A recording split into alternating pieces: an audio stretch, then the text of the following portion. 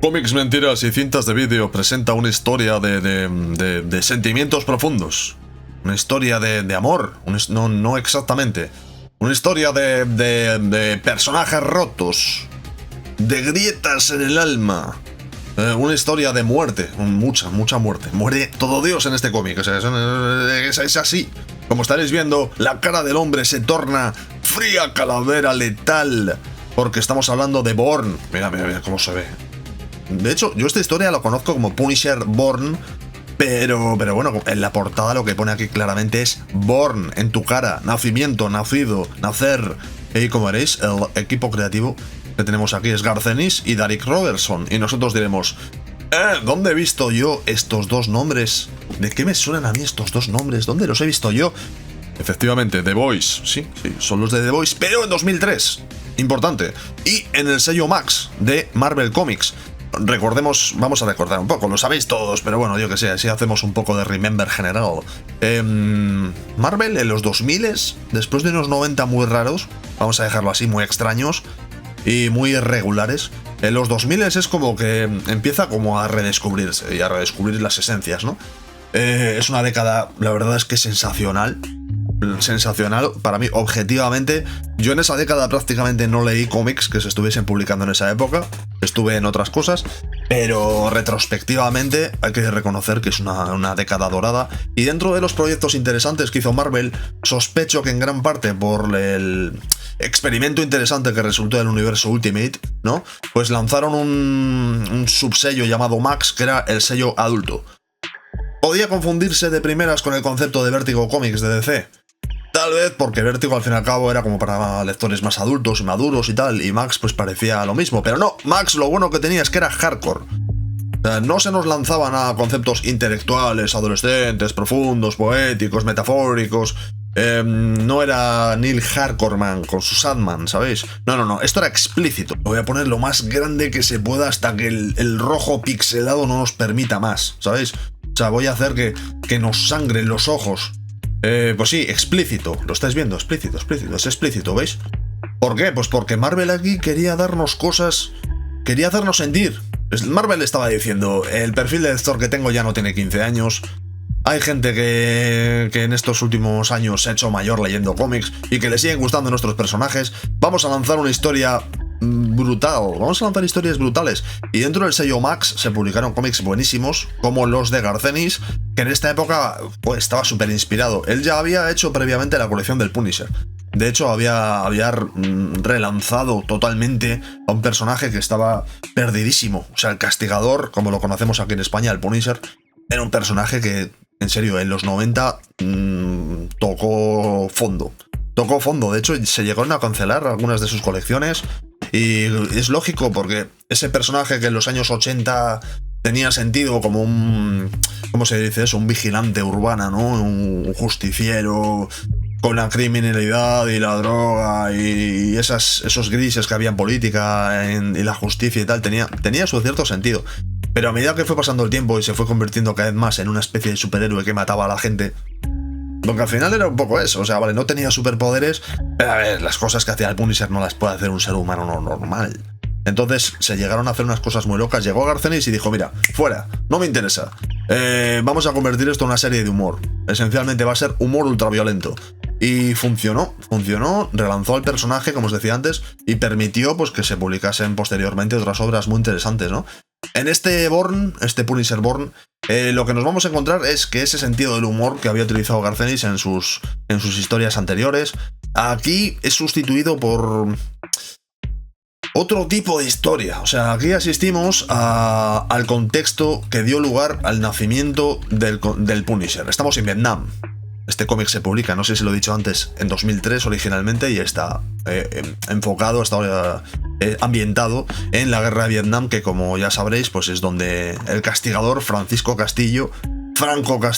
Castle, pues se curtió como un Rambo cualquiera. Y como veréis, pues empezamos con el caos, con la destrucción, con aviones que se destruyen siendo pues bombardeados, y el color es súper bonito en este cómic, hay que decirlo. Y bueno, tenemos un pelotón, tiene mucho... Este cómic le gustará mucho a quien le guste las películas de guerra estilo Platoon, por ejemplo. Tiene ese rollo, incluso la chaqueta metálica, se me ocurre también. tiene ese punto de... Es una historia de guerra, pero no glorifica a los soldados. No es la guerra es cool, mira cómo nos cargamos a los malos, disparos. Los buenos son tipos súper durísimos que parecen G.I. Joes y tal. Aquí no, aquí Arcenis tiene uno de sus momentos buenos, que son muchos, hay que decirlo, hay muchos, Pero dentro del sello Max, el tío hizo unos cómics increíbles. Para mi gusto, el mejor que hizo fue uno que tengo reservado ahí, lo tengo ahí para un día especial aquí en el canal, de Nick Furia. Me parece que se llama Mis Guerras Pasadas o algo así. Que ya es en plan... Es que es un cómic para mí de los mejores que he leído en mi vida. Y aquí lo que tenemos es eso, es el horror de la guerra, ¿sabes? Es un poco lo que pasaba en Platoon cuando llegaba Charlie Sheen. Cuando llegaba Charlie Sheen a la guerra y se convertía un poco en el testigo... Pues perdido, ¿no? Perdido de cómo era el equilibrio de cosas en la guerra, a diferencia de cómo es en una película o en un cómic, ¿no? Con la chaqueta metálica, esos pobres chicos que pasan por el adiestramiento militar y de repente son convertidos en soldados. Pues aquí es lo mismo, aquí nos van contando pues que tenemos un pelotón pues que tendrá que sobrevivir en un entorno tremendamente hostil. Como veréis, es mucho texto y es muy buen texto, no vamos a ponernos a narrarlo, ¿no? Tiene ahí ¿veis? Como veréis, tiene ahí un punto mucho más realista que el cómic de Punisher Max original. El Punisher Max se permitía, como os decía antes, sus exageraciones, sus chistes. Esto es un cómic de Vietnam. De Vietnam que tiene, pues como también pasa mucho en el cine, influencias también de otros géneros, ¿no? Como puede ser el western, en este caso. El western siempre es un género muy socorrido para estas cosas porque nos habla normalmente de grupos de personas que están atrapados en un punto concreto que está siendo invadido. Y también nos habla, pues eso, de personas que se encuentran en un entorno relativamente hostil, que no es necesariamente el suyo, y mucha violencia, y disparos, y ojos que explotan, y sangre que salpica, y palabras malsonantes, y balas, a ver, y mutilaciones, y intestinos que salen volando por los aires, justo cuando yo estoy intentando ponerme profundo hablando de los horrores de la guerra y la literatura al respecto, de repente esto se convierte en una película gore. Solo falta que salga por ahí Predator para convertirse en... Sí, pero os está gustando, ¿no? A ver, sube el nivel de la violencia... sabemos lo que va a pasar aquí, ¿verdad? Sube el nivel de la violencia a 11. Claro, Garth Ennis, ya sabéis que es un tío que le gusta ponerse bestia en los cómics, le gusta que los cómics sean explícitos, y encima con este dibujante, ya sabéis que ellos dos cuando se ponen a ello, pues en fin, es muy bruto, pero como os decía, es bruto en términos realistas. Mirad aquí. Siempre vemos la cara de Frank Castle, que tiene...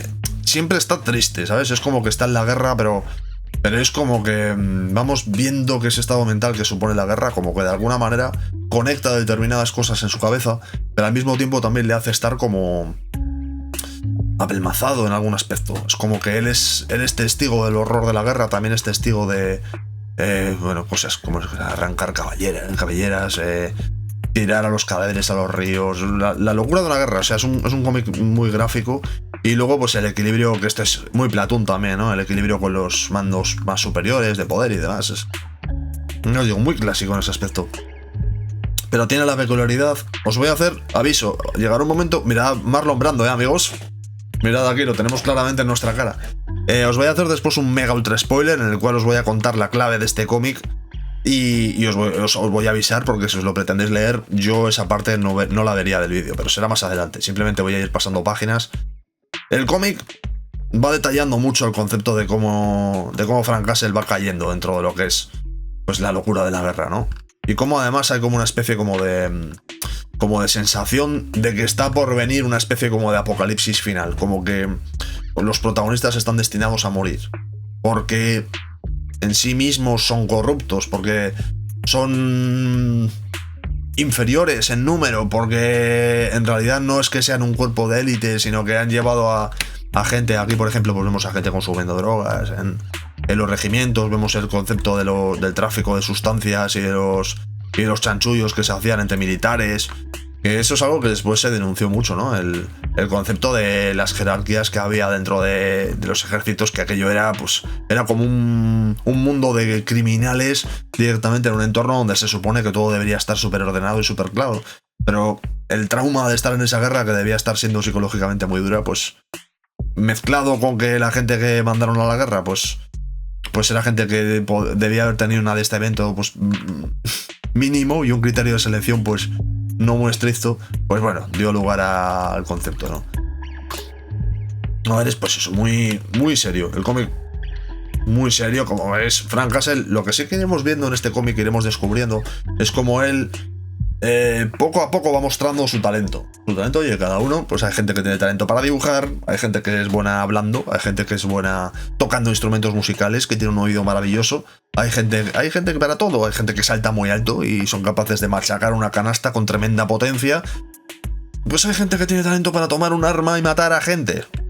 Y ahí está Francisco Castillo, nuestro amigo Franco, mutilando y destruyendo. Entonces, esto ya es una cosa que se había hablado muchas veces en los cómics, se había sugerido, pero el concepto de cómo no es que la guerra hiciese al castigador, no es que la guerra hiciese a Franco Castillo, sino que Franco Castillo estaba hecho para la guerra.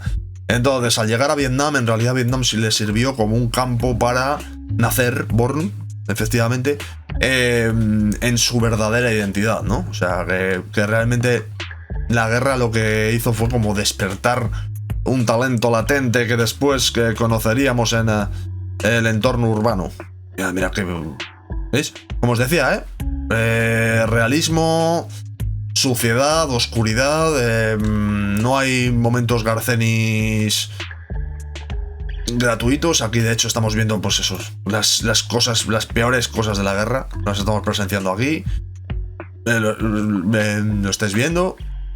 Pero bueno, sí que se ve que Punisher ya es Punisher. Punisher ya tiene un código moral súper recto. A diferencia, él es como que... Joder, es que hay muchas ideas aquí. Ahora que me estoy fijando, hay mucha historia.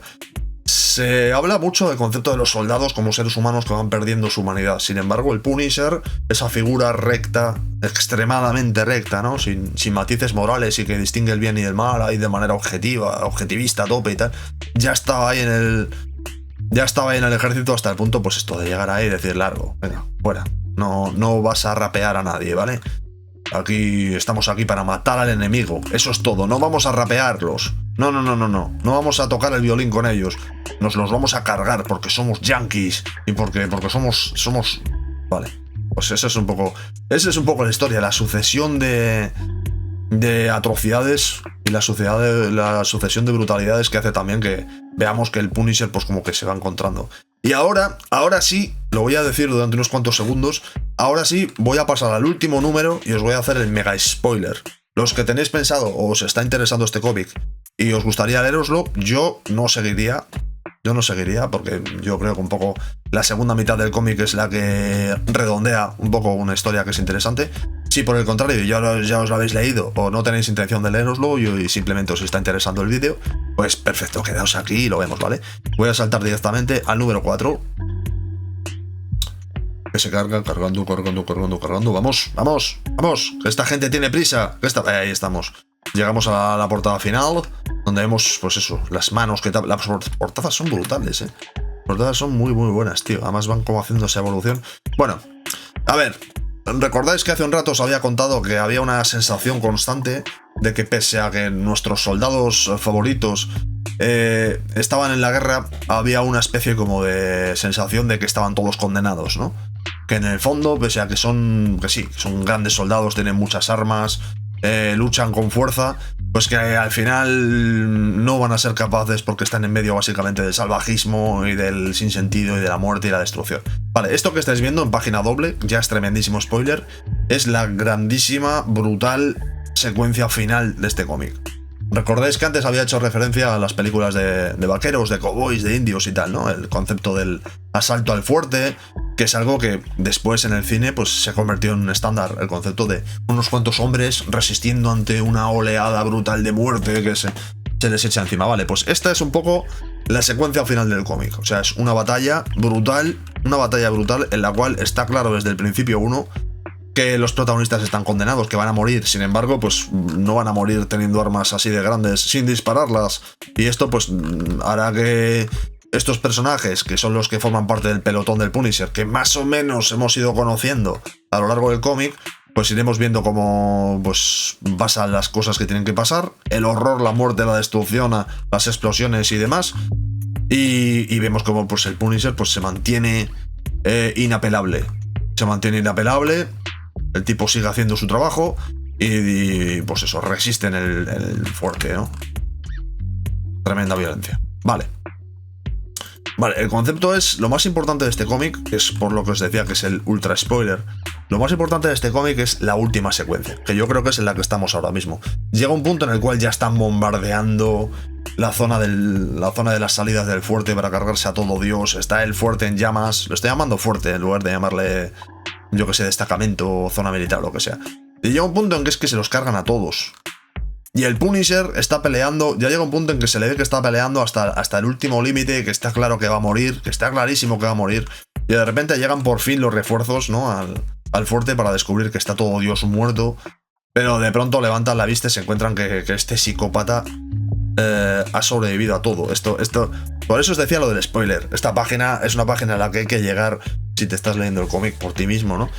Aquí es donde descubrimos realmente la esencia del Punisher, que es el concepto de la guerra despertó sus instintos, sus capacidades para ser básicamente la muerte humana. El tipo se quedó sin balas y nos damos cuenta de que el tío, como si fuese la quijada de un asno, se ha cargado con su escopeta directamente a golpes a sus últimos enemigos y vamos a intentar hacer un poco de zoom, que yo creo que el dibujo merece la pena. Y aquí definitivamente ya ha nacido un mito, ha nacido una estrella, amigos. A partir de aquí no hay vuelta atrás. Ha sobrevivido por encima de las posibilidades humanas. Pues eso, y todos los demás, como veréis, pues están muertos. No vamos a contar los muertos porque sería absurdo. Y ahí es donde veremos, pues eso, que empieza un poco lo que sería el tremendo quilombo. Finalmente la guerra finalizará. Frank Castle acaba volviendo a la sociedad con su familia. Lo que pasa es que se menciona, creo que se menciona en el cómic alguna vez que Frank Castle vuelve a Vietnam. No sé si hace 2 servicios o 3 servicios en la guerra. No sabemos si este es el primero o el segundo o es ya cuando definitivamente se supone que intenta volver con su familia y reintegrarse en la sociedad. Sin embargo, no va a poder reintegrarse en la sociedad porque no. Porque está roto el personaje, ¿no? De hecho, al final del cómic tiene como una especie de diálogo interior en el cual aparece una voz. Una especie de voz que sale aquí con estas letras blancas sobre negro. Que le dice, no hemos hablado en una temporada, Frank, pero entendemos que es como que, a ver, que está chalado. Que está loco, ¿no? Como que empieza a tener una especie de conversación con la muerte o algo así. Y le dice, tío, pues tendríamos que volver a hacer el trabajo, no vale que volvamos a la sociedad, a partir de ahora nos dediquemos a beber cerveza y a ver partidos de fútbol americano, a partir de aquí tenemos que hacer el trabajo. Y se me olvidó, ¿te has acordado que mencioné una vez que si sobrevivías a la masacre del fuerte, donde quedaste solamente tú, habría un precio a pagar? Y de repente es cuando aparece la familia con la calavera y demás, y decimos, y decimos, esto tiene sentido. Hay que decir que hay un cómic que es mi favorito de la línea de Max del Punisher, y curiosamente no está guionizado por Garth Ennis, que es el que guionizó Jason Aaron, en el cual hay una secuencia espectacular en la que se ponen a dar vueltas psicológicamente al concepto del Punisher, la familia, el concepto del trauma y cómo todo al final acaba encajando, porque se supone que si hay una familia, esta sería la que haría que esa máquina de matar no llegase a explotar como tal, ¿no? Pero le dan ahí un twist psicológico que funciona increíble. Funciona increíble. Bueno, este cómic, ya os digo, os lo he resumido mucho, os he hecho un super spoiler. Ahora no me digáis que os he hecho mucho aviso de que venían spoilers, si os gustan los cómics, las películas de guerra, si os gustan estas historias sobre todo eso que hablan, lo que os decía antes, la chaqueta metálica, os gusta ese perfil de historia de guerra, pero con personajes rotos y con momentos extremos y demás, este cómic es el Garth Ennis serio. El Garth Ennis es un tío que cuando se pone serio es buenísimo, y cuando se pone humorístico y gracioso también tiene esa extraña cualidad. En fin, ¿qué opináis? ¿Nos ha gustado? ¿No os ha gustado? ¿Lo he hecho bien? ¿Lo he hecho mal? ¿He sido demasiado rápido? ¿He sido demasiado letal? Me gusta el entintado. Por lo visto, creo que es Tom Palmer el que entinta este cómic. Que es curioso porque son un dibujante y un entintador que en principio no terminan de encajar muy bien. Pero aquí tiene un entintado ahí como muy manual, por así decirlo, que se ve muy directo, ¿no? Que creo que le pega bastante bien a esto. Continúo. Si te ha gustado, si no te ha gustado, pónmelo en comentarios.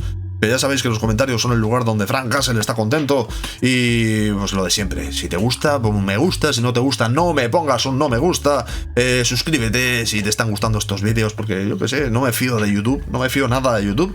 Y comparte, que seguro que hay alguien a quien le gustan estas historias para traumados bélicos. Y no le vendría mal ojear un cómic lleno de momentos de sinsentido, muerte, destrucción, selva, Rambo, Metal Gear y todas esas movidas. Dos palabras para despedirnos, amigos. Hideo Kojima. Aunque esto no es muy Kojima, esta historia. Realmente, esta podría haberlo sido más, pero no lo es. Esa, la de Nick Furia, es bastante más Hideo Kojima. Pero bueno, homenaje, Metal Gear, amigos. Venga, nos vemos.